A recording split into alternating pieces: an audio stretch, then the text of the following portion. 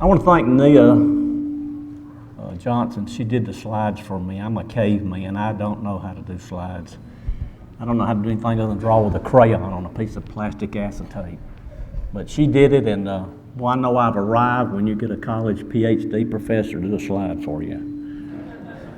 So thank you, Nia. I appreciate it, JJ, for helping me do that.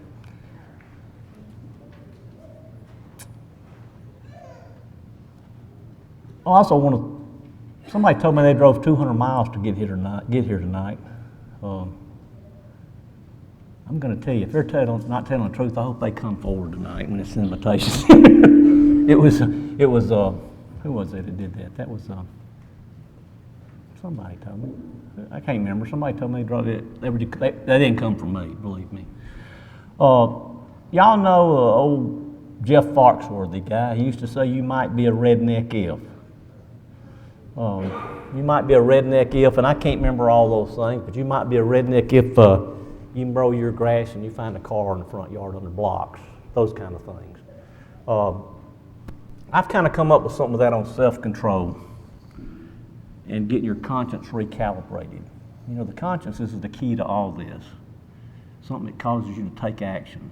Having that thermostat set right so that it clicks on or off, yes or no. You got to learn to say no. A guy told me a long time ago when I was in the Army, is this on?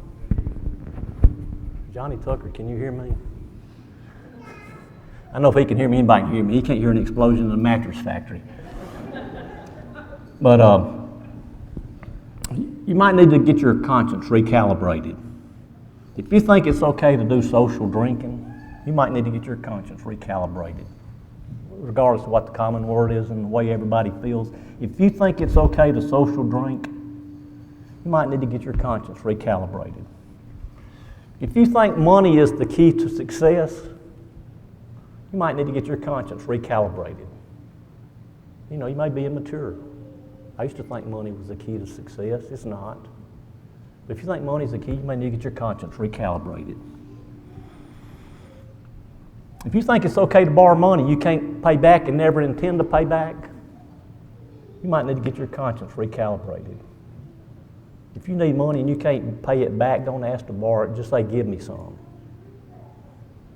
You may need to get your conscience recalibrated. If you think it's okay to use dirty language, you might need to get your conscience recalibrated. If you think it's okay to hang out with thugs, kids, I have problems with my age being out with the cool people. They end up being thugs. If you think it's okay to hang out with thugs, if you think it's okay, you need to get your conscience recalibrated.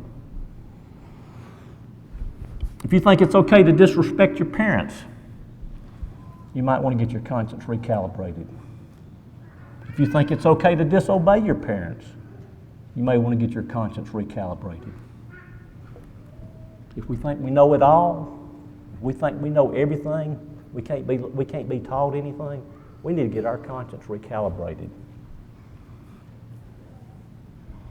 If you think it's okay to be lazy, you know, lazy is easy to get.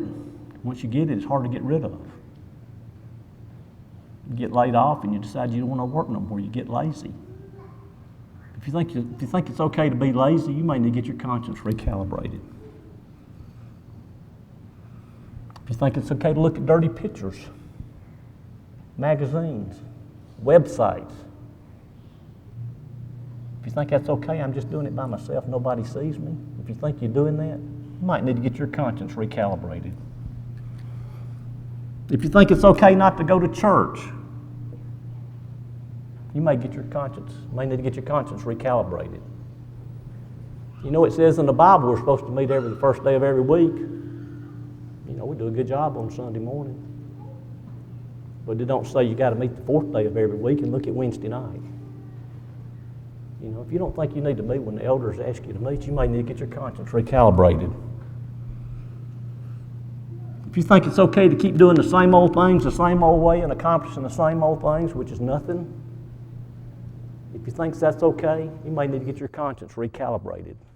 There's a lot of things we need to do to get our conscience calibrated in making ourselves do what we need to do, not what we just want to do, what everybody else is doing. It's a big deal. If you want to go to heaven, we got to do these things.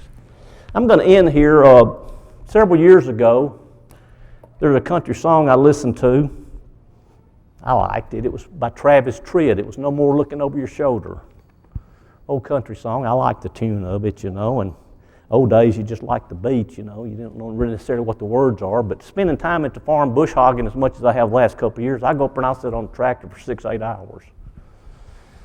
And my family welcomed me to the 21st century with a headphone and a radio thing where I can listen to stuff. It's amazing that you can listen to a radio when you're driving a tractor. But I listened to radio and recorded some songs. One of those songs I recorded was Travis Tritt, No More Looking Over Your Shoulder. I thought that was appropriate for this meeting because when we say we're looking over our shoulder, that usually means you're thinking something, you're doing something. You do something and you look over your shoulder to see if anybody's seeing you because you're kind of embarrassed maybe, you don't want to be seen. Or you're in a place where you don't want somebody, your mom and daddy, to know you're there, and you look over your shoulder to see if anybody sees you. May go out with drinks on a social deal with business guys. You may not drink, but hey man, it's good for business. You may get a purchase order with these guys. You may hang out with them and this guy's hiring and I need a better job. But when you go to those things, you look back, hey, I've done that. You look over your shoulder. Your conscience is telling us wrong, and you look over your shoulder. Let me read these words to you, and then this lesson's going to be over for tonight. It's called No More Looking Over My Shoulder. It's about forgiveness, giving forgiveness, and getting forgiveness. Here's the words. As a child, I was told that I was destined to be nothing. Growing wild as I got older, I fulfilled what had been said. Hiding ignorance and fear, I prayed nobody saw me bluffing, but I was laying the foundation for a future I would dread. Seems like every choice I made would somehow leave me second guessing about the green grass I was passing, racing toward the other side. I thank God for the blessing that I finally learned this lesson. One step in the right directions is worth the wasted mile behind. The chorus is no more looking over my shoulder, no more looking over my shoulder, no more hanging on to the past, no more filling up my tomorrows with yesterday's sorrows, no more looking over my shoulder. Next verse. I could chill a room with reasons why I would not give forgiveness to the people who had selfishly left me a wounded soul.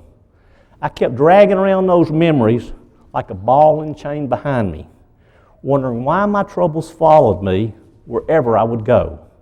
But one night, being sick and tired, I realized forgiveness was the only open road.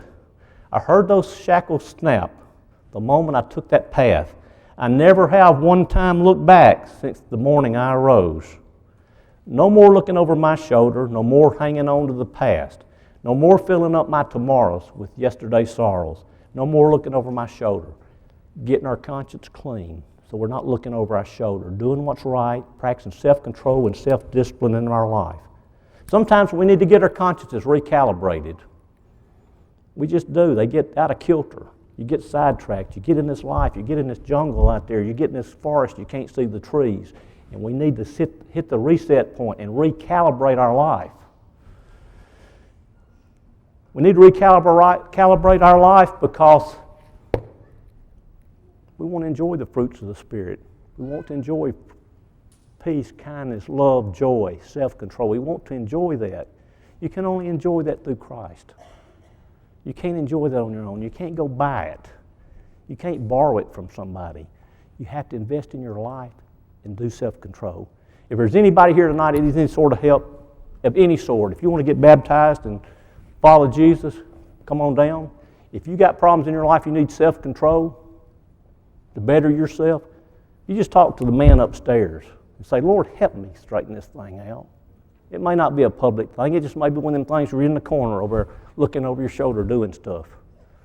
You can go ask Jesus for forgiveness. He can help you. He will help you. But the main thing is everybody evaluate where they are in their life. If anybody can be helped now, y'all come down as David leads us in a song here.